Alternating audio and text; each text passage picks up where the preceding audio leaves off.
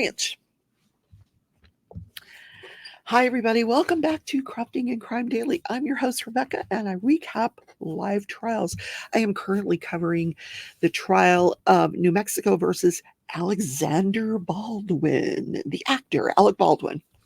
And I'm going to recap what occurred after the opening statements. I did cover the opening statements live yesterday. I'm going to put up the recap of those opening statements if you didn't want to sit and listen to the whole thing. I've had some technical issues that I'm trying to work out. Once that's done, I'll get that recap up. But what after they took a break, once the opening statements were completed, they came back and we got our first witness. Now, the witness's name is Nicholas LaFleur. He also was a witness in the case against Hannah Gutierrez Reed. This is all kind of like rinse and repeat. It's a lot of the same body cam footage, a lot of the same testimony that we're going to hear that was offered in front of the jury for Hannah Gutierrez Reed, where she was convicted of involuntary manslaughter. She was the armorer on the set. And one of the people that Alec Baldwin's defense is putting the blame on. They're saying it was the assistant director, Mr. Hall, and the armorer. So Nicholas LaFleur, he looks like he's about 12, very young guy. He had been with the Santa Fe Sheriff's Office and he was working there at the time of this incident. And currently now works for the Santa Fe Police Department and has been there for a couple of years. So in law enforcement for about 4 years. Very new officer, apparently, at the time of this incident. But he is the first person to respond. Apparently, he was on his way in to work for his shift when the call came through. Now, this is a very, very large county in New Mexico, Santa Fe County. Lots of land, lots of area, but only 7 officers to cover this entire area and 1 supervisor. Yeah. And this had never happened before to any of them. This was new to all of these officers. You know, he had never come upon a scene that he came onto that day. And he describes that when he came onto the scene, there were at least 100 people, you know, milling about. He encounters first there's a truck. In the footage, you'll see a truck, just a regular truck, pickup truck. And there's a medic getting stuff out of this pickup truck. Now, this was a volunteer firefighter who also got the call, and he's getting his stuff out of the back of this pickup truck, including a bag valve mask, which the officer says he's bringing with him they had to go into the church where this shooting took place. He said, I came upon this scene. It's an old Western town setup, and the activity was centered around the church. Now, when he got to this church, the scene medic, in other words, the medic that was hired by the movie company, the production company, to work on the set of Rust, was attending to the victims, as well as fire personnel. They were on the scene as well. Now, I'm going to show you just the way they presented this was they didn't show the body cam video in its entirety. They just showed like a piece here, and then they would ask a question, and then another little piece, and then they would ask a question. Now, they at one point, they actually showed everybody working on the victim, which was Helena Hutchins. She was the film's cinematographer who was one of 2 victims shot. She was shot in the chest. It went into her chest, through her chest, and then into the shoulder of the producer, Joel Sousa. So both of these victims are in the church. You can hear him on this video, and you can see her. They're working on her. Now, I don't know if we saw that portion of the video in the other trial, but I just wanted to get you a little flavor. It's not horrific. There's not like blood everywhere, and you know, they're working on her. So he was asked, what, as a police officer, what is it you do when you come upon a scene? Well, he says, first you need to, when you get a call like this, you got to find out if anybody needs help. And this is what he was doing. He needed to see if anybody needed help. That's the main focus when they get on the scene. And then the next focus is to make sure that there's no more threat, that the threat has been stopped. So one of the first things he does is he's like, I'm going to call the air flight. He testified that it would take by ambulance, going lights and siren, 15 to 20 minutes or more. That's lights and siren to get to the closest trauma center, closest hospital.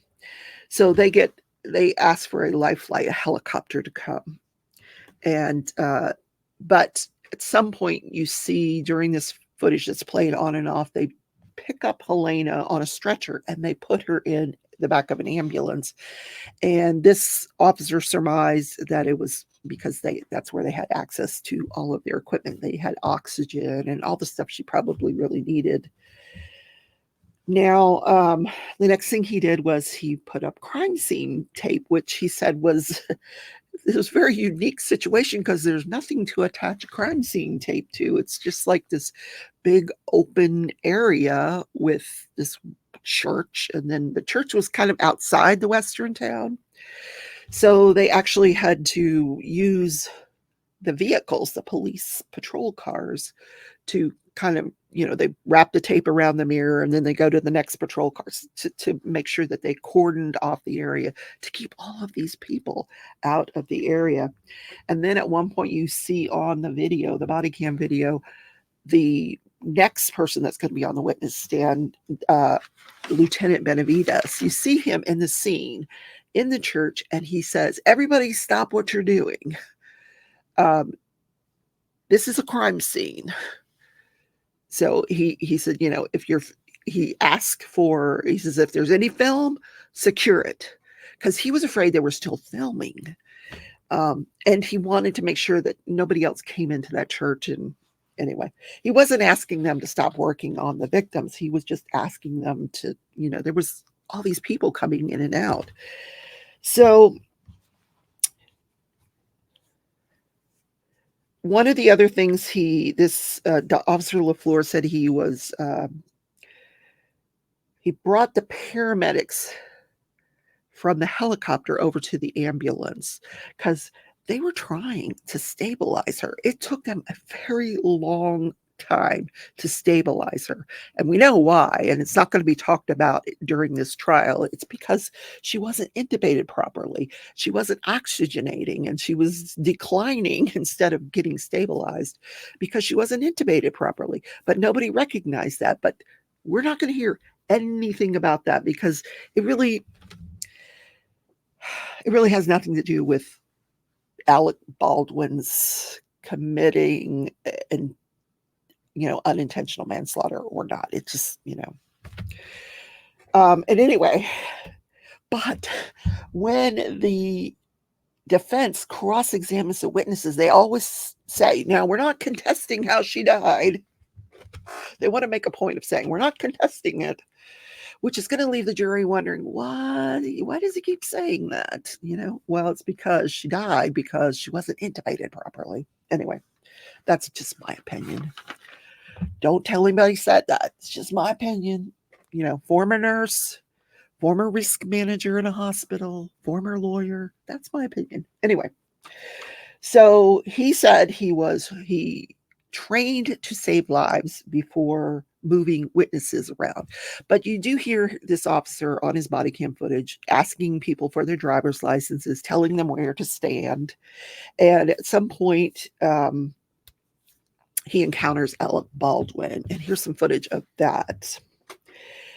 And he's asked to stay with Alec Baldwin, and his thought process was, I'm going to put him in my vehicle and then sit with him in the vehicle. But then he realized his vehicle was part of this police crime scene tape. It was all taped up, and so he couldn't. Plus, Alec Baldwin didn't want to go into the vehicle. He just wanted to sit there. So, and this guy, he didn't seem like he was very forceful as a police officer. Like he's like, okay, yeah, I told him to go to the, but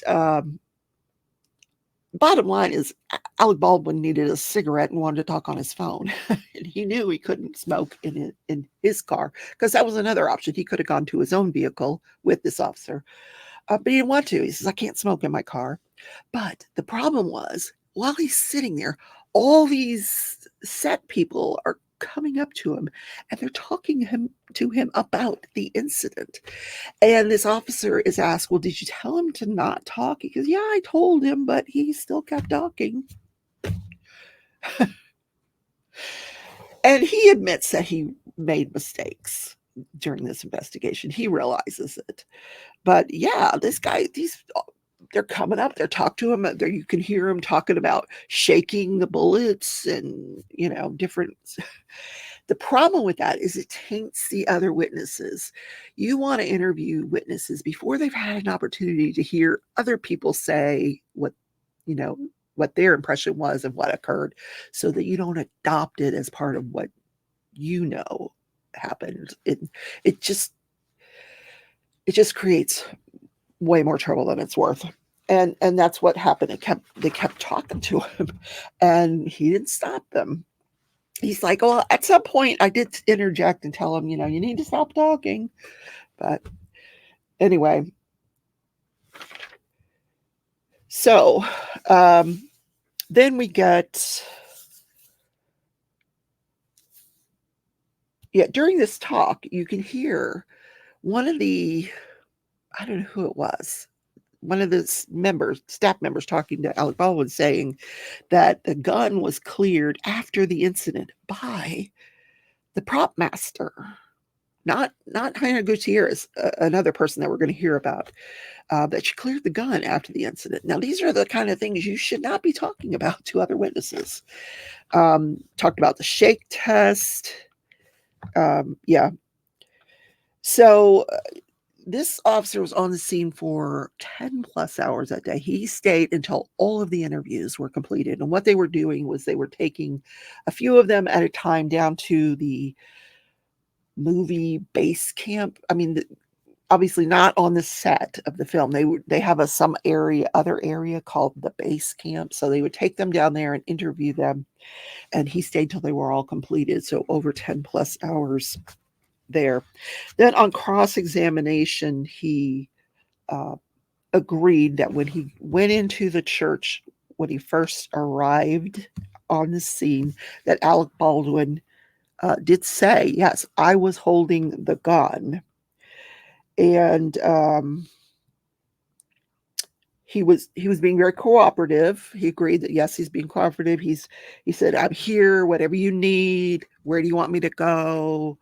In other words, he was not,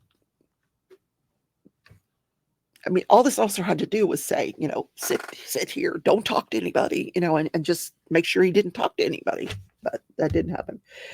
So he did admit to making mistakes. He admitted that, yes, there was a lawyer on the scene. The movie set had a lawyer on the scene, but Alec Baldwin did not talk to him. Then he talked about Alec's demeanor. The officer said he appeared very upset and sad. It didn't appear as though there was any intention behind what had occurred. Now, at this point, this was testimony that the officer had given in the Hannah Gutierrez Reed trial that he didn't remember having said, but his memory was refreshed, and he's like, I guess if I said it, I said it. But the prosecution pointed out when they did redirect, he's not being charged with an intentional crime. There's no intent. Nobody is saying that he intended to do this, because there's certainly better ways to kill a person if you're going to kill a person. He did not intend this, and we know that, and that's a given. He didn't intend to do this, but was he being reckless? That's the question. So also during this cross-examination, the defense attorney was trying to impeach him by using hearsay statements. And this prosecution was just going nuts. They're like, objection, I don't know what to do. Because he kept doing it. And they would have to go sidebar and then come back and then they go sidebar again. And he kept doing it. It was so weird. And then what he was trying to do was get him to agree that he had heard certain statements being made while he was standing there. Because what the defense attorney did was he had somebody watch that body cam footage and take certain statements that were heard on the body cam footage. And this officer pointed out, and he's absolutely correct. Just because it's on the body cam doesn't mean that that officer actually heard the statement. It doesn't even mean that he saw whatever the body cam is seeing, because his eyes might have been averted into a different direction than the body cam is.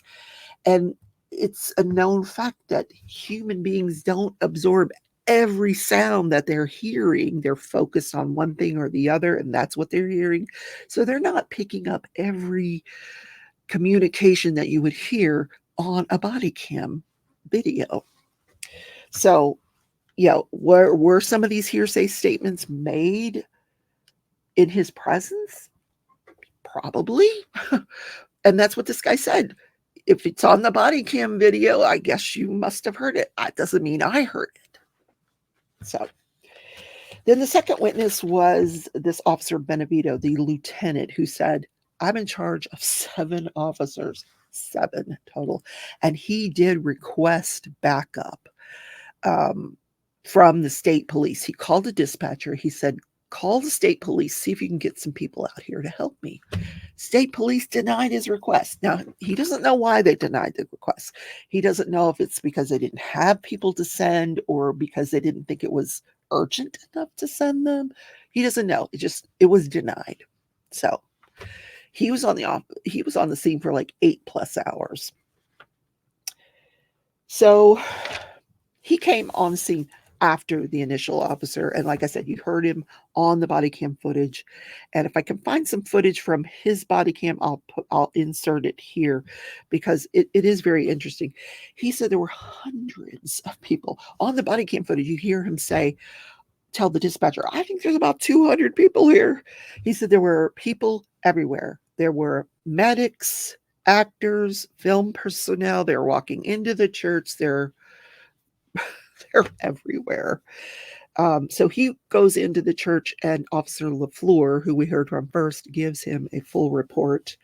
And then that's when we hear him say, everyone stop what you're doing, secure the film. This is a crime scene. And then he asks for the props guy. Now, the reason he knows what a props guy is because he said he's worked security off duty on movie sets. So he knew he wanted to find this gun to make sure nobody else got injured. And he was told that Hannah Gutierrez had the gun. So he goes to find Hannah Gutierrez. So he finds Hannah Gutierrez. He takes the gun. She hands the gun to him. And he takes the gun. And he's carrying it in a secure way because he doesn't know if it's loaded. He doesn't know what's going on with this gun. And he takes it to his vehicle where he opens the gun, the passenger side of his truck. He drove a truck. He opens the gun and there's no ammo in the gun. So it's secure. And he leaves it in that passenger side. And he says, I lock it in the vehicle. No one has access. I'm the only one with keys. But then in the next question, he says, I had Hannah Gutierrez sitting in the back of the vehicle. Because this is one of those trucks where they have a back seat. They wanted to detain her because, she's the one that had the gun and she was the armorer, and he knew that she would need to be interviewed. But so the attorney, the prosecutor, very wisely asked him, well, did she have access to the front passenger seat where you put the gun? Oh, no. But obviously his vehicle wasn't locked if she was sitting in the back of the passenger seat. And we know from body cam footage that the door was open and people were talking to her. And she's talking to the officer because he wants to know where's the ammo. Now, when he was approaching the scene initially, he sees this gray prop cart over in front of the church, and one of the personnel tells him, because there's a gun on the prop cart, he wants to know, is that the gun? No, that's not the gun. That's not it.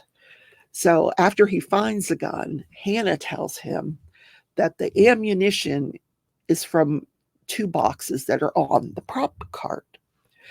So he has one of the movie personnel go get the prop cart because he didn't want to leave the vehicle where he was at, because he's got this gun in the front seat and he's got Hannah in the back seat.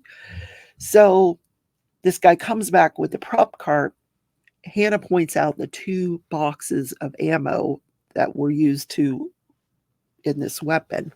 So he takes those and puts them in the front seat with the gun. And I'll show you those boxes. They actually say 45 long Colt dummies. Then he puts the cart in front of his vehicle because he has a vehicle cam that's on, and that camera's on that cart. So he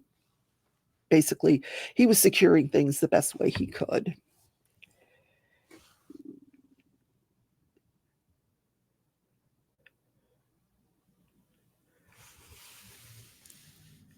Now, on cross-examination, he agreed this cart was a mess. It was not in any sort of order.